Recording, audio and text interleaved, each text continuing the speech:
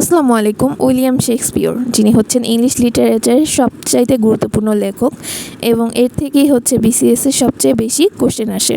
তো আমরা এখন উইলিয়াম শেক্সপিয়র সম্পর্কে কিছু গুরুত্বপূর্ণ নোট করব। উইলিয়াম শেক্সপিয়র 23 এপ্রিল 1564 সালে জন্মগ্রহণ করেন এবং তার মৃত্যু একই তারিখে 23 এপ্রিলে 1616 সালে 52 বছর বয়সে মৃত্যুবরণ করেন। তার বার্থ এবং ডেথ কিন্তু একই তারিখে এবং তিনি ছিলেন 16 সেঞ্চুরির কবি। উইলিয়াম শেক্সপিয়র থেকে 40তম বিসিএসে কোশ্চেন এসেছে যে উইলিয়াম শেক্সপিয়রের জন্মসাল কত, কিন্তু সেখানে কিন্তু অনেকেই ভুল করে 1616 দাগিয়ে এসেছে।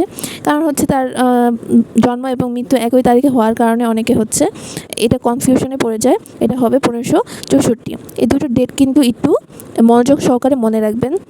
এরকম আরেকজন আছে বাংলা সাহিত্যে জন্ম ও মৃত্যু তারিখ একই, যার নাম হচ্ছে বেগম রোকেয়া, যাকে বাংলা সাহিত্যের মেয়েদের হচ্ছে জাগরণের অগ্রদূত বলা হয়।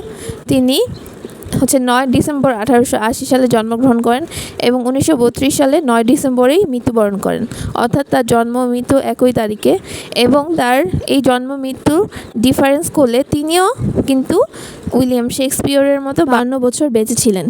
তো উইলিয়াম শেক্সপিয়রের জন্মসালে আরও দুজন কিন্তু জন্মগ্রহণ করেছেন, তারা হলো মার্লো এবং বিজ্ঞানী গ্যালিলিও।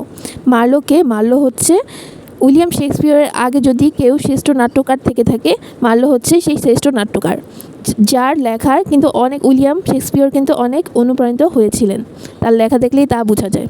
এবং বাংলা সাহিত্যে একই জন্মসাল মানে একই সালে জন্মগ্রহণ করেছেন হচ্ছে কবি কাজী নজরুল ইসলাম এবং জীবনানন্দ দাশ, যারা কিনা 1899 সালে দুজনই জন্মগ্রহণ করেছেন। উইলিয়াম শেক্সপিয়র জন্মগ্রহণ করেন স্ট্যানফোর্ডের আপন এভনের কাছে, মানে একটি নদীর কাছে, এবং শহরের নাম হচ্ছে ওয়ারউইক, এবং তাকে বলা হয় দ্য বার্ড অফ এভন, এভনের কবি।